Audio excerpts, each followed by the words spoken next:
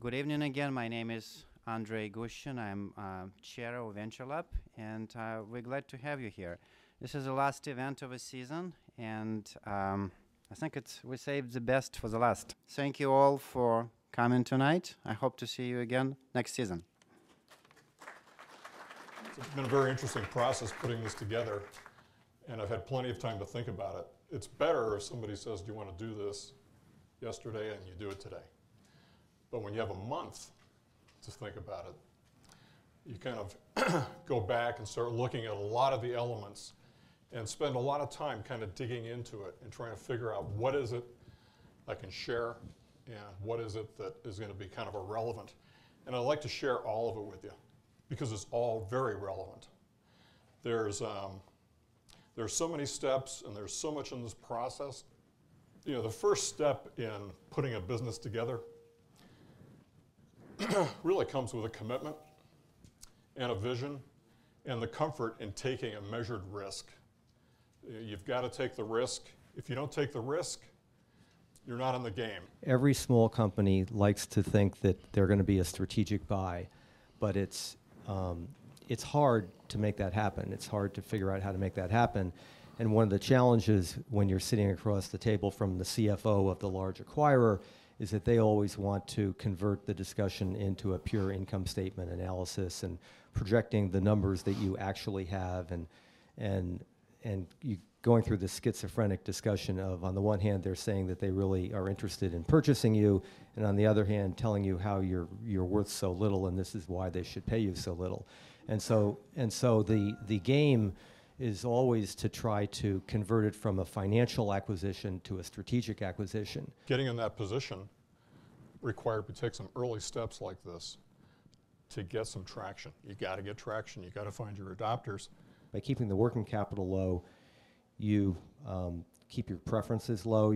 For capitalization purposes, if you're selling, preferred stock, you keep your preferences lower. You possibly reduce the need to sell preferred stock with preferences. Mm-hmm. So when the time comes that you do sell your business, the amount of money going to the founders who have common stock and the employees who have common stock options is maximized, and you don't need to get a sale of hundreds of millions of dollars in order for money to trickle down to the common stockholders. He's exactly right. And it's exactly. It's very, I like to think that you should start to sell the company when you organize it, when you incorporate it. You should always do everything you do should be through the lens of how can I sell this business, and the ramifications of keeping working capital low are just enormous, both from a business and from a legal and a corporate finance point of view.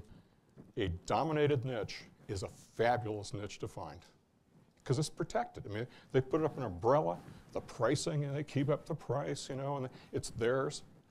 And then if they're a big company like a Zimmer, they kind of let it taper, and they kind of milk the cash cow, and they don't invest, and they lose track. That's where the opportunity is. Bill of materials must be tight. It's got to be squeaky tight. And go back and look at that bill over and over again.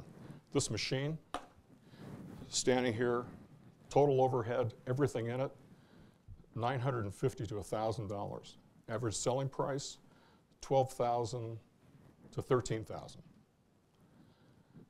That's a great margin.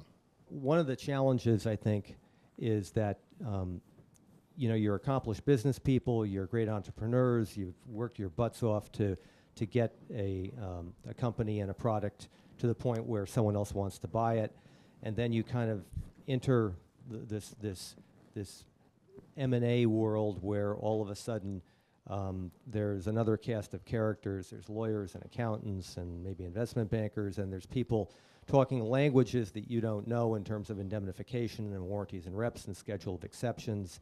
And while it all sounds Greek, it's very important because it determines the ultimate economics of the deal to you. Stryker had sent in their team of God knows how many people. I mean, there was this huge group of people showed up at our office. We had nowhere them to sit. They all wanted, where can I get a phone?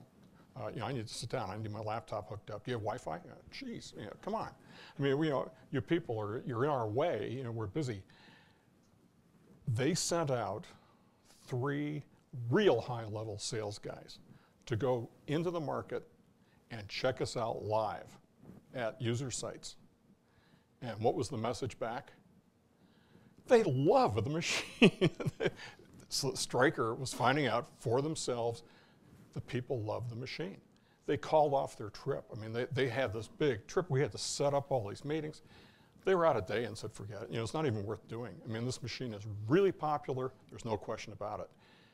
But the trick was that the mistake they made, which we exercised the benefit of, was they let their sales force, because they had done this with sales guys, they let their sales force know they were looking to buy this.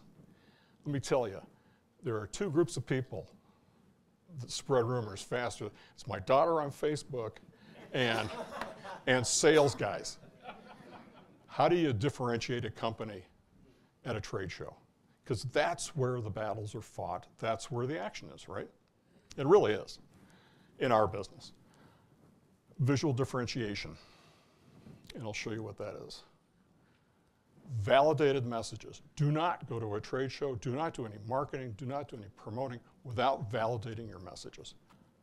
So we had a secret weapon because there was no way we were going to get recognized at this trade show just because we were there.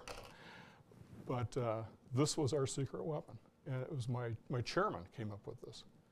And he does some work in Africa. I'm not going to tell you what it is. The trick was we got just one or two nurses to come into the booth, or whoever it was, clinicians, and take a look at the product, and they'd say, oh, what are those?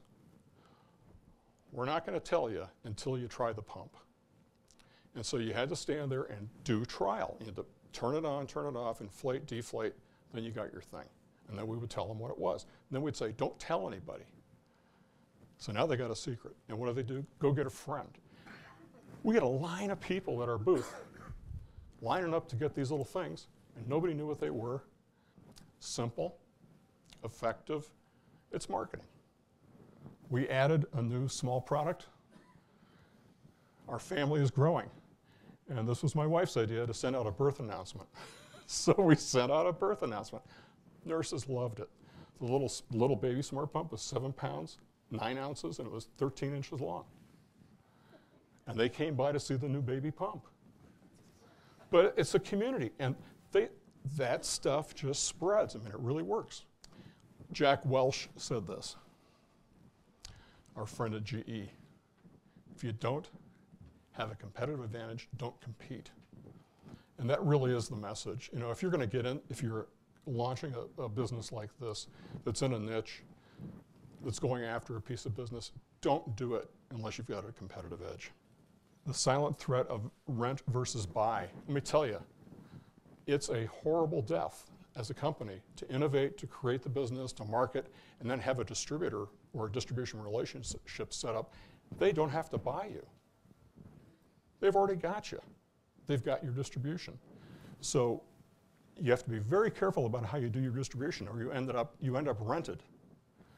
And you never get sold, you never get acquired, and you aren't acquirable. That's the last point. Don't be afraid to take the plunge. Thank you all very much.